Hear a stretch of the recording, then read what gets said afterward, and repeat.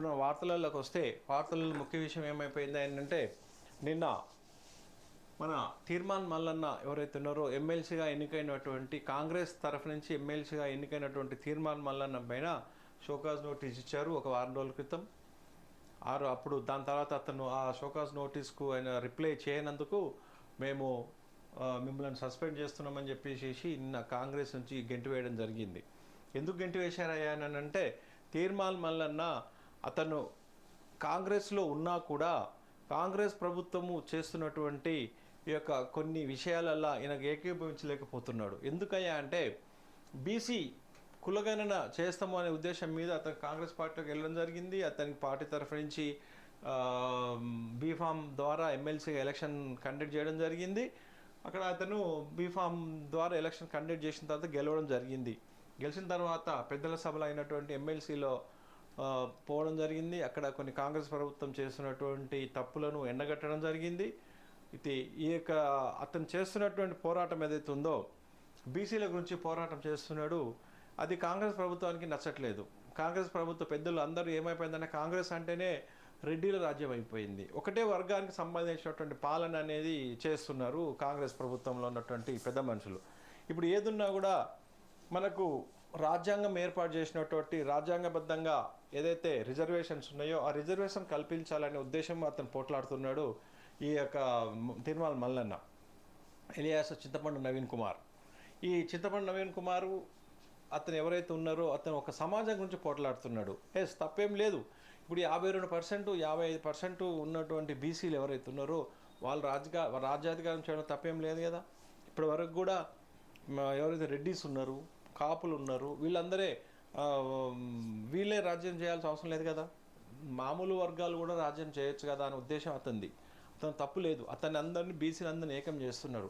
ఈయనకంటే ముందు లేరాయా అంటే ఉన్నారు, కానీ వాళ్ళు ఒక్కొక్కరి ఆలోచన ఒక్కొక్క రకంగా ఉంటుంది, ఏకతాటిగా చేయడం.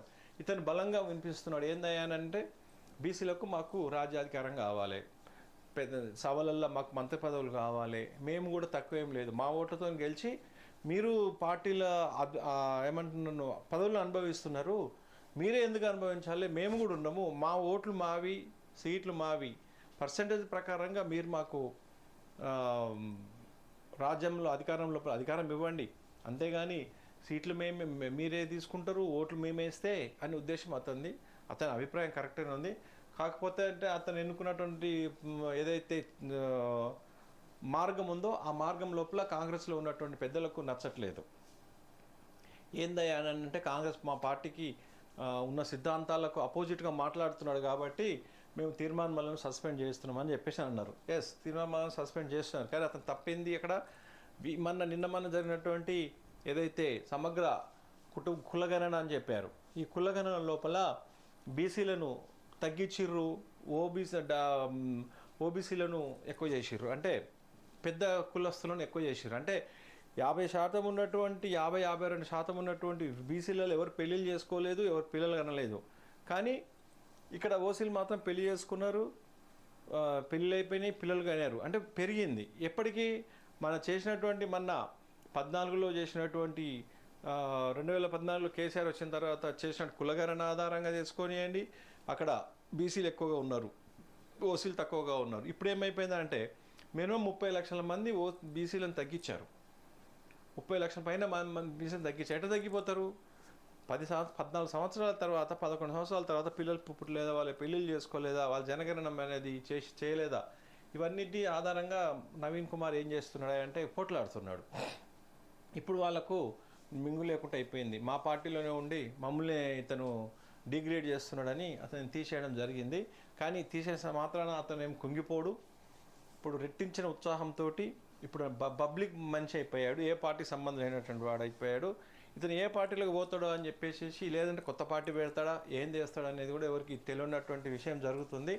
ఒకవేళ కొత్త పార్టీ పెట్టాలని ఉన్న పార్టీలకు పోవాలనుకుంటే ఆల్రెడీ బీజేపీ నుంచి పోయిండు, బీజేపీ నుంచి బయటకు వచ్చేసిండు. దాని తర్వాత కాంగ్రెస్ నుంచి బయటికి రావడం జరిగింది. అతను జైల్లో ఉన్నప్పుడు ఒక కొత్త పార్టీ అనేది పెట్టిండు, ఆ కొత్త పార్టీ పెట్టిండు, దాన్ని అట్లాగనే ఉంచిండు. ఒకవేళ దాని తెరపైకి తీసుకొని వస్తాడా, లేదంటే ఇప్పుడు తెలుగుదేశం లోపల ఒక సరైన నాయకుడు లేడు. తర్వాత పవన్ కళ్యాణ్ గారు ఇచ్చినటువంటి జనసేన పార్టీ లోపల కూడా ఇక్కడ తెలంగాణలో ఎవరు లేరు. కానీ ఇతను ఆ పార్టీల వైపు వెళ్తాడా, లేదు అంటే ఇతను కొత్తగా నిర్మాణం ఒక పార్టీ పెడతాడా అనేది కూడా ఒక క్వశ్చన్ మార్క్ లాగా ఉండిపోయింది. ఏది ఏమైనప్పటికీ కూడా ఇంకొక ప్రజానాయకుడు అనేది ఇతను రావడం జరుగుతుంది. ఇతను నిన్న మొన్న జరిగిన ఇంటర్వ్యూస్ కానీ ఇవి కానీ ఏమంటున్నాడు, తప్పేం లేదు, మేము రాజకీయంగానే మాట్లాడుతున్నాం, ప్రధానమంత్రి పదవి కూడా మేము చేపట్టవచ్చు, తప్పేమైంది, మాకు అర్హత లేదా? మాకు కూడా అర్హత ఉంది, ముఖ్యమంత్రి కూడా కావచ్చు, నేను ముఖ్యమంత్రి కూడా పోటీ చేస్తున్నా, తప్పేముంది అని చెప్పి అడుగుతున్నాడు. క్వశ్చన్ వేస్తున్నాడు, కరెక్టే.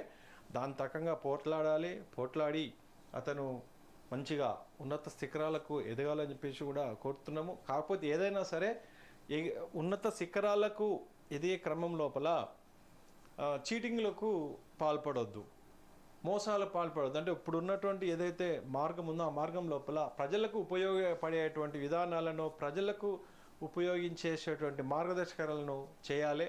కానీ సొంతంగా ఏదైనా పార్టీ పేరు చాపించుకొని 100 కోట్లు వెనకేసుకొని వస్తా, అది చేస్తా, ఇది చేస్తా అని చెప్పేసి మాత్రం అలా రావద్దు. కానీ ఇతను ఒక ప్రతిజ్ఞ చేసిండు, జనాలు గుర్తుపెట్టుకోవాలి. మళ్ళీ ఒకసారి జ్ఞాపకం చేస్తున్నా, నేను ఏ రోజైతే పార్టీలోకి వచ్చినప్పుడు నా ఆస్తి ఎంత ఉందో, నా భార్య భర్తది, మా భార్యది కావచ్చు, నా కుటుంబం సంబంధించినటువంటి ఆస్తులు ఉండో ఎంత అవుతున్నాయో అంతనే నా ఆస్తులు అనేటివి నేను రాజకీయంలో నుంచి తప్పుకున్న రోజు, నేను పదవులు వస్తాయా రావా తర్వాత సంగతి, నేను రాజకీయంలో నుంచి తప్పుకున్న రోజు నాకు అవే ఆస్తులను నేను ఉంచుకుంటాను, నాకు సంబంధించిన ఆస్తులు అనేటివి నేను ఆస్తులు పెంచుకోను అని చింతపండు నవీన్ కుమార్ ఎలియాస్ తీర్మాన్ మల్లన్న చెప్పినటువంటి మాటలను ప్రజలు కూడా గమనించాలి. మరి చూద్దాం ఇతను ఏ విధంగా చర్యలు చేస్తాడు, ఏ విధంగా ముందుకు పోతాడు, అతను స్వార్థం కోసం చేస్తున్నాడా లేకపోతే ప్రజల గురించి చేస్తున్నాడా అనేది కూడా మనం వేచి చూడాల్సినటువంటి పరిస్థితి అయితే మనకుంది. ఇది తీర్మాన్ మల్లన్న గురించి జరుగుతున్నటువంటి నిన్న మొన్న జరిగినటువంటి విషయం అన్నమాట.